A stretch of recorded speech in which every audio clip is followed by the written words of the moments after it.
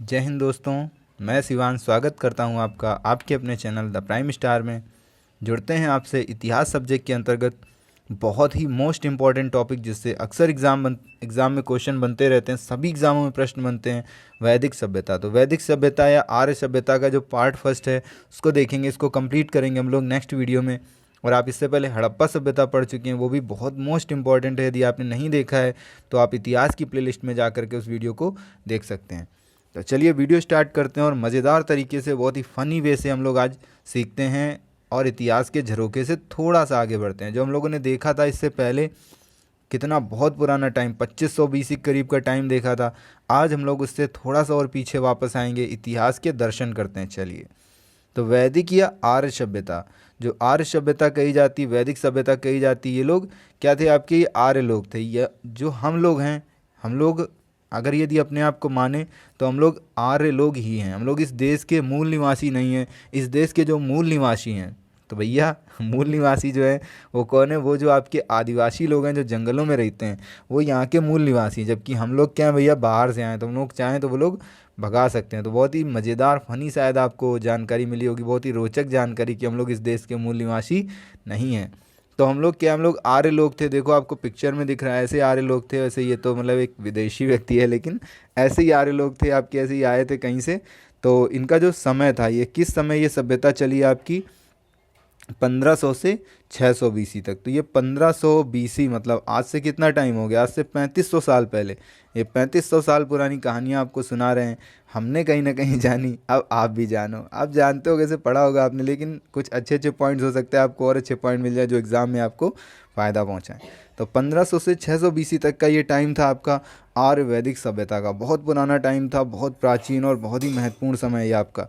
दो भागों में बांटा गया है इसको, ऋग वैदिक काल में और उत्तर वैदिक काल में। तो ऋग वैदिक काल जो है आपका 1500 से 1000 बीसी तक, और जो उत्तर वैदिक काल है ये 1000 से 600 बीसी तक। तो दो पार्टों में डिवाइड किया गया है वैदिक सभ्यता को, ऋग वैदिक और उत्तर वैदिक। अब हमारे मन में प्रश्न उठता है, देखो इसके मन में उठ रहा है, आपके मन में भी उठ रहा है, लोग कहाँ से आए होंगे, हम लोग कहाँ से आए हैं यार, हमें ये भी तो पता होना चाहिए। तो भैया किसी को नहीं पता है कि हम कहाँ से आए हैं ना। सभी लोगों ने अपने अपने मत प्रस्तुत किए हैं। जैसे इनमें से जो एक महान व्यक्ति हैं प्रोफेसर मैक्स मूलर। तो मैक्स मूलर जो मूल है, जो आपका आधार है या जो मैक्सिमम है, तो किसी भी चीज़ का जो मैक्सिमम चीज़ होती है, किसी भी आकार की हो, वो चाहे वो गोल हो, चाहे वो चौकोर हो, चाहे किसी भी आकार की, उसका जो मैक्सिमम होता है कहाँ होता है? बीच में होता है।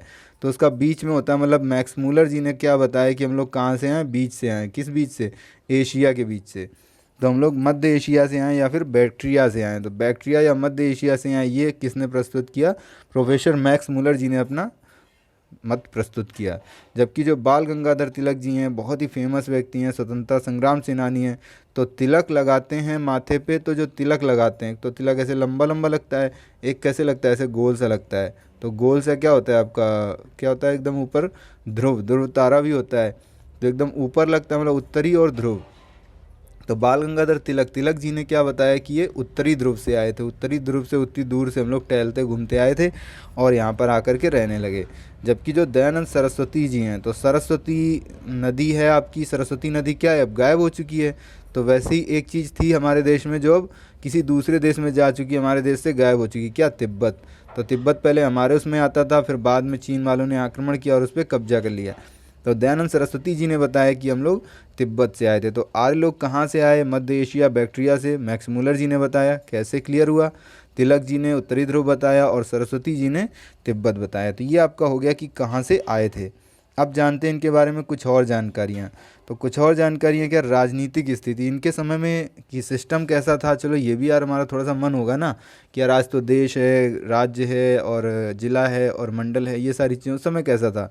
तो उस समय की राजनीतिक स्थिति देखने के लिए आपको एक चित्र दिखाते हैं। इसमें क्या है, एक पिता है, उसने अपनी दो बेटियों को गोद में ले रखा है, एक बड़ी बेटी एक छोटी बेटी है। तो ये जो पिता था ये किस नाम से जाना जाता था उस समय? प्रजापति या राजन के नाम से। तो प्रजापति या राजन के नाम से जाना जाता था इनको। और इनकी दो बेटियां कही गई हैं। एक बेटी है जिसका नाम है शबा, देखो बड़ी बेटी है, और छोटी बेटी क्या है? जिसका नाम है शमिति। तो शभा और समिति, जो सभा थी ये उच्च थी, मतलब बड़ी थी तो ये उच्च थी, और जो समिति थी ये निम्न स्तर की मानी जाती थी। जैसे आज आपका संसद है और राज्यसभा और लोकसभा, ये क्वेश्चन एग्जाम में पूछा गया है आपसे, है ना। तो इसको याद रखें कि संसद, राज्यसभा और लोकसभा। वैसे ही उस समय क्या थी, प्रजापति की दो पुत्रियां, सभा और समिति। तो अब यहाँ पे जो संख्याएं लिखी हुई हैं ये क्या लिखी हुई हैं, ये लिखी हुई हैं आपका कि इनका कितनी बार उल्लेख हुआ है। जो धर्म ग्रंथ हैं, जो वेद हैं, उनमें कितनी बार इनका उल्लेख हुआ है। तो राजन या प्रजापति शब्द का कितनी बार उल्लेख हुआ, एक बार। जबकि सभा जो समिति है आपकी, सभा जो है आपकी, इसका 8 बार और समिति का उल्लेख 9 बार हुआ है। तो ये संख्याएं आपकी लिखी हुई हैं, क्वेश्चन कभी कभी एग्जाम में पूछ लिए जाते हैं। अब जो सभा थी, इसमें कौन लोग होते थे, इसमें कौन लोग शामिल होते थे, जो बुजुर्ग या अनुभवी लोग। तो बुजुर्ग या अनुभवी पढ़े लिखे लोग जो होते थे वो सब किसमें, सभा में शामिल होते थे। और इनका जो प्रमुख होता था उसे सभापति कहते थे। जबकि समिति मतलब जो निम्न है, उसमें क्या है, सभी लोग शामिल होते थे, आम जनता शामिल होती थी। और इसके जो मुखिया होता था, इसको ईशान कहते थे। तो अध्यक्ष को ईशान कहते थे। इसी में एक और सबसे प्राचीन संस्था आती है आपकी, जिसका नाम विदत जाना जाता है, विदत नाम से जानी जाती है, और इसका सर्वाधिक उल्लेख हुआ है। तो तीनों प्रमुख समितियों में से या सभी समितियों में से प्रमुख सबसे ज़्यादा उल्लेख किसका हुआ है, विदत का। कितनी बार, 122 बार। तो ये आपकी सबसे प्राचीन संस्था थी विदत। अब यहाँ पे क्या था आपका, कैसे यहाँ का सिस्टम चलता था। तो सबसे छोटी जो इकाई होती थी, जो परिवार होता था, कुछ लोगों से मिलकर जो बनती थी, उसे क्या कहते थे, कुल।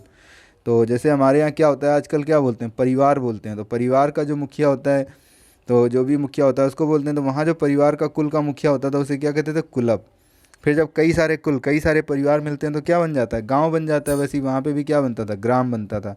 तो ग्राम के मुखिया को क्या कहते थे, ग्रामणी कहते थे।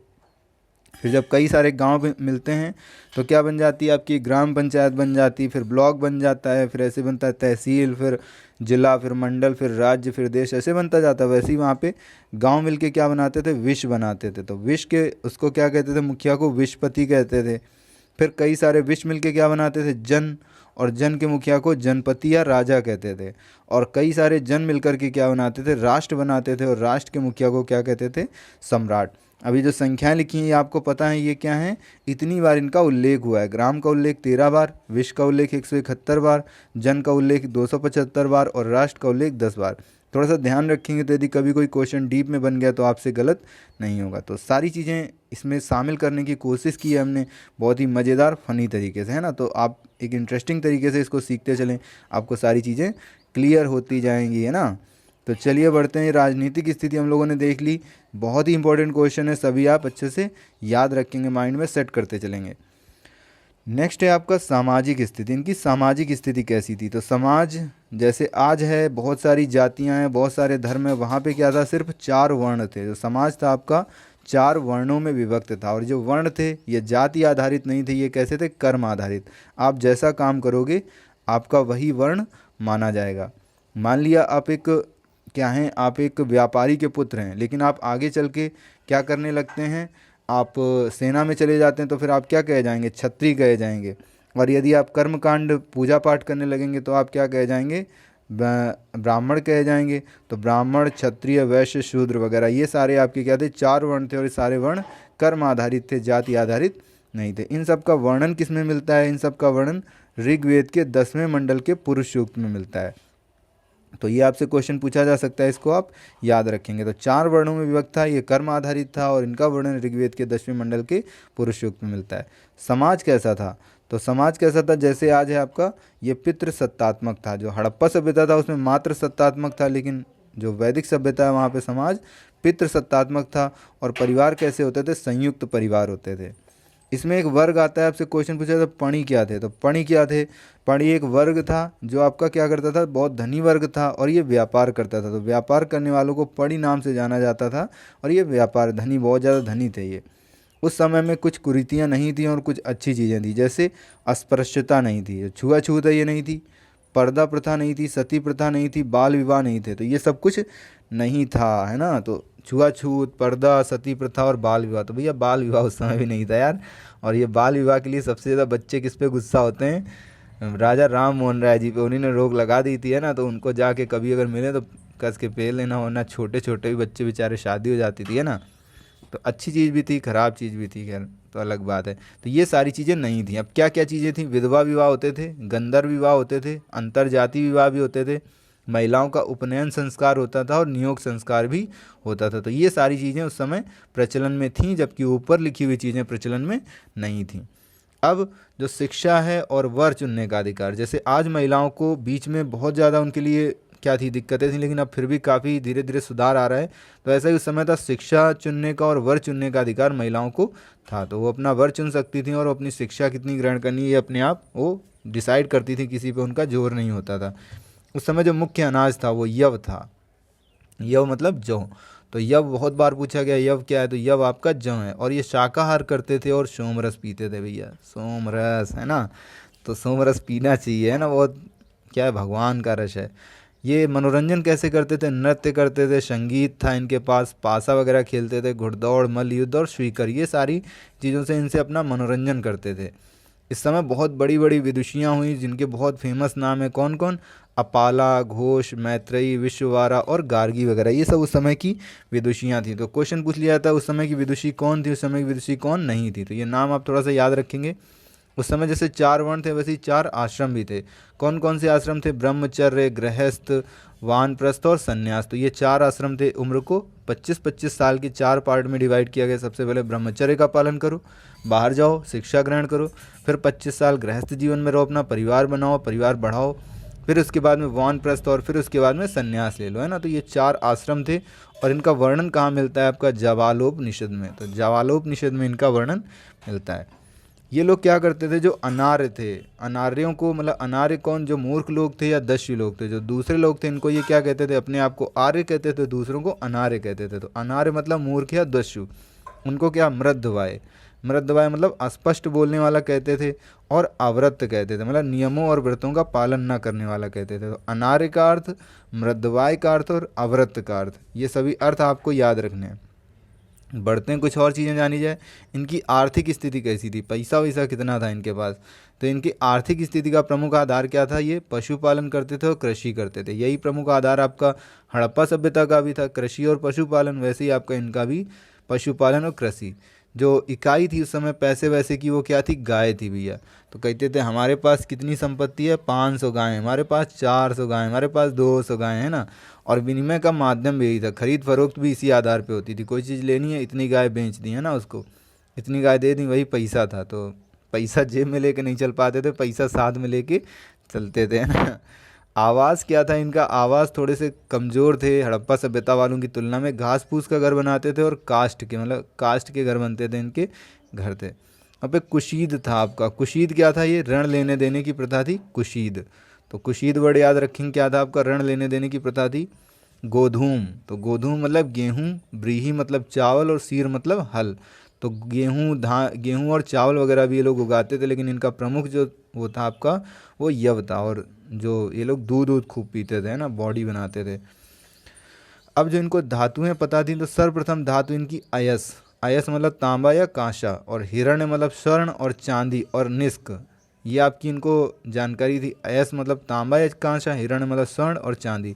निष्क क्या होता था? सोने का आभूषण होता था, या फिर मुद्रा भी हो सकती है, जो विनिमय में काम आती थी, लेन देन में काम आती थी, खरीद फरोख्त में काम आती थी। ये सिर्फ एक भगवान को मानते थे। भगवान तो बहुत सारे थे इनके, लेकिन ये एक भगवान को मानते थे, एकेश्वरवादी थे। चलिए अब पढ़ेंगे हम लोग वैदिक साहित्य, जो सबसे ज़्यादा मोस्ट इम्पॉर्टेंट है इस टॉपिक से। तो देख रहे हैं आप सब लोग क्या कर रहे हैं? पूजा पाठ कर रहे हैं भैया, है ना। तो पूजा पाठ कर रहे हैं तो थोड़ा सा हम भी मन में भक्तिमय होते हैं और चीज़ों को जानते हैं। तो वेद का सबसे पहले अर्थ पूछा जाता है। जो इनके प्रमुख हैं वो वेद हैं। वेद कितने हैं? 4 वेद हैं यार, तो सब लोग जानते हैं, है ना। तो वेद का अर्थ क्या होता है? ज्ञान होता है। तो वेद में आपके 4 वेद हैं, ऋग्वेद, यजुर्वेद, सामवेद और अथर्ववेद। इससे संबंधित प्रश्न देखते हैं। तो ऋग्वेद जो पढ़ता है, यदि आप ऋग्वेद पढ़ने लगे तो आपको क्या कहा जाएगा? होत्र या होता कहा जाएगा। ऋग्वेद में क्या है? आपके 10 मंडल हैं, 1028 श्लोक हैं और 10,600 मंत्र हैं। अभी जो 10 मंडल हैं इनमें से 2 से 7 ये प्राचीनतम है। 2, 3, 4, 5, 6, 7 ये सब प्राचीनतम है, और 1 और 10 जो है ये बाद में जोड़े गए। तो ये क्वेश्चन बहुत ज़्यादा पूछा जाता है, सबसे प्राचीनतम और सबसे नवीन। तो पहला और 10वां, मतलब पहला और अंतिम जो है वो बाद में जोड़े गए हैं, और 2 से 7 तक ये प्राचीनतम है। ये कैसे फॉर्मेट में? ये पद्य में है, गद्य में नहीं है। तो ये थोड़ा समझ में दिक्कत होगी आपको। इसमें क्या है, वर्ण व्यवस्था दी गई है, इसमें गायत्री मंत्र है, तो ये सारी चीज़ें इसी में। और अस्तोमा सदगम है, ये भी इसी से लिया गया है। तो पद्यात्मक है और इसमें वर्ण व्यवस्था और गायत्री मंत्र है। ये सारे प्रश्न आपसे एग्जाम में पूछे जाते हैं। और मंडल कितने हैं, श्लोक कितने हैं, मंत्र कितने हैं, प्राचीनतम कौन सा है, बाद में कौन सा जोड़ा गया, ऋग्वेद के जो आपका पढ़ने वाले हैं उसको क्या कहते हैं, या फिर सबसे प्राचीनतम वेद, तो ये सारे क्वेश्चन ऋग्वेद से बनेंगे। यजुर्वेद, तो यजुर्वेद में सबसे पहले यजु का अर्थ पूछा जाता है। तो यजु का अर्थ क्या होता है, यज्ञ। यजु मतलब देख रहे हो ना, ये क्या हो रहा है, ये यजु हो रहा है, तो यजु मतलब यज्ञ। इसके जो पढ़ने वाले होते थे उसको ऊर्ध्वयु कहते थे, यजुर्वेद तो ऊर्ध्वयु। अब इसके में क्या है, आपका कर्म कांड प्रधान है, इसमें गद्य और पद्य दोनों में, तो इसमें कर्म कांड वगैरह मतलब यज्ञ वगैरह की सारी बातें बताई गई यजुर्वेद में। ऊर्ध्वयु के जो आपका यजुर्वेद है, इसके दो भाग हैं, कृष्ण यजुर्वेद और एक शुक्ल यजुर्वेद। जैसे कृष्ण पक्ष और शुक्ल पक्ष होता है, वैसे ही यजुर्वेद के दो भाग हैं, कृष्ण यजुर्वेद और शुक्ल यजुर्वेद। अब जानेंगे सामवेद के बारे में। तो सामवेद भैया सबसे इम्पोर्टेंट हो जाता है, क्योंकि भारतीय संगीत का जनक है। तो भारतीय संगीत का जनक कौन सा वेद है, या पूरी तरह पद्यात्मक कौन सा वेद है, सामवेद। तो पूरी तरह पद्यात्मक या फिर भारतीय संगीत का जनक। और सामवेद के जो पढ़ने वाले होते हैं उसको क्या कहते हैं, उद्गात्र। तो उद्गात्र कहते हैं सामवेद के पढ़ने वाले को। इसी में इंपॉर्टेंट हो जाता है आपका जादू टोना किस वेद में। तो जादू टोना किस वेद में, आपके अंतिम वेद में, अथर्ववेद में। तो सबसे नया वेद, सबसे नवीन वेद कौन सा, अथर्ववेद है। इसके पढ़ने वाले को क्या कहते हैं, ब्राह्मण कहते हैं। तो इसके पढ़ने वाले को ब्राह्मण कहते हैं। इसमें सब जादू टोना, तो जादू टोना सीखना है तो भैया कौन सा वेद पढ़ लो, जादू टोने के लिए अथर्ववेद पढ़ लो, है ना। तो ये सारे क्वेश्चन बहुत अच्छे से क्लियर करें दोस्तों, अच्छे समझे, मज़ेदार फनी तरीके से, और ये याद रखें क्योंकि एग्ज़ाम में प्रश्न इनसे बनते रहते हैं। चलिए कुछ पॉइंट और क्लियर करेंगे और इसके बाद वीडियो को एंड करेंगे। महत्वपूर्ण प्रश्न है आपके लिए, वेद त्रयी। वेद त्रयी किसे कहते हैं, तो वेद त्रयी किसे कहते हैं, पहले तीन वेदों को, ऋग्वेद, यजुर्वेद और सामवेद। बहुत आसान है यार। संहिता किसे कहते हैं, तो संहिता क्या है, सभी वेदों के सम्मिलित रूप को या वेदों के गद्य रूप को क्या कहते हैं, संहिता कहते हैं। वेदों के सम्मिलित रूप या फिर वेदों का जो गद्य रूप है उसे संहिता, संहित किया गया, सब कुछ समाहित किया गया इसमें। और तीन वेदों में, तो तीन वेदों में 1 2 3, ऋग्वेद, यजुर्वेद, सामवेद। अब वेदों के उपवेदों को जान लेते हैं और उनके रचनाकारों को। इससे भी क्वेश्चन बने हैं एग्जामों में कई बार, तो इनको जान लेते हैं कि वेदों के उपवेद कौन है और रचनाकार कौन है। तो ऋग्वेद सबसे पुराना था। तो ऋग्वेद में क्या है, सबसे पहले आपका बीमारी के बारे में बताया गया, क्या आपका आयुर्वेद। तो ऋग्वेद का जो उपवेद है बीमारी संबंधित है, आयुर्वेद मतलब चिकित्सा संबंधित है। और आयुर्वेद कौन लिखेगा, जो भगवानों के आपके वैद्य थे। भगवानों के वेद कौन थे, वैद्य, धन्वंतरि। ये भी एग्जाम में एक बार क्वेश्चन मिला था हमें, जो आपके भगवान के या ईश्वर के जो वैद्य थे, तो धन्वंतरि थे आपके। फिर यजुर्वेद, तो यजुर्वेद में क्या दिख रहा है, एकदम यजुर में लड़ाई टाइप की दिख रही है, युद्ध टाइप का दिख रहा है। युद्ध टाइप का मतलब धनुर्वेद। तो यजुर्वेद आपका उपवेद क्या है, धनुर्वेद। किससे संबंधित है, युद्ध से। तो युद्ध वगैरह कौन सिखाते थे, आपके राम भगवान वगैरह को किसने सिखाया था, विश्वामित्र जी ने। तो धनुर्वेद के रचयिता कौन है, विश्वामित्र जी। फिर सामवेद, तो साम तो भैया कला संगीत। यार ये तो मज़ेदार, बड़ा शांत टाइप का होगा, किसके, अरिजीत सिंह के गाने वाने होंगे इसमें।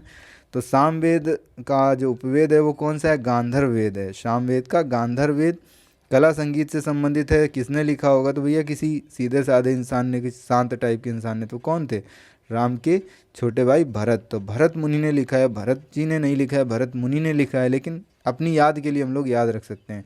तो कला संगीत से संबंधित है गांधर्व वेद, जिसकी रचना किसने की है, भरत मुनि ने। और अथर्ववेद का आपका, तो अथर्ववेद ही जादू टोने से संबंधित था। तो चलो घर वर बनाने के लिए भी बता देते हैं इसमें। तो जो अथर्ववेद का उपवेद है शिल्प वेद है, शिल्प वेद है। और ये किससे संबंधित है, शिल्प मतलब शिल्पी, मतलब भवन निर्माण। और भवन निर्माण कला के जो आपके माने जाते हैं बहुत बड़े भगवान, वो कौन, विश्वकर्मा, जिन्होंने विश्व के कर्म के बारे में बताया, रचना की विश्व की। तो विश्वकर्मा जी आपके शिल्प वेद के रचयिता हैं, जो भवन निर्माण से संबंधित है। वेदों के उपवेद पता चल गया, ऋग्वेद का आयुर्वेद, यजुर्वेद का धनुर्वेद, सामवेद का गांधर्ववेद और अथर्ववेद का शिल्पवेद। और इन सब के रचयिता, तो आयुर्वेद है तो धन्वंतरि, धनुर्युद्ध है तो विश्वामित्र, गांधर्व कला वगैरह है तो सीधे साधे भरत मुनि, और शिल्प वेद है तो शिल्प रचयिता जो आपके विश्वकर्मा। तो इस तरह से आपको चीज़ें बहुत ही आसानी से क्लियर हो जाएंगी। पार्ट 2 का वेट करें दोस्तों, कमेंट करें कैसा लगा आपको ये वीडियो। और एंड में सभी को धन्यवाद पूरा वीडियो देखने के लिए। दोस्तों सब्सक्राइब, शेयर एंड लाइक करना बिल्कुल भी ना भूलें। जय हिंद प्रतियोगी साथियों।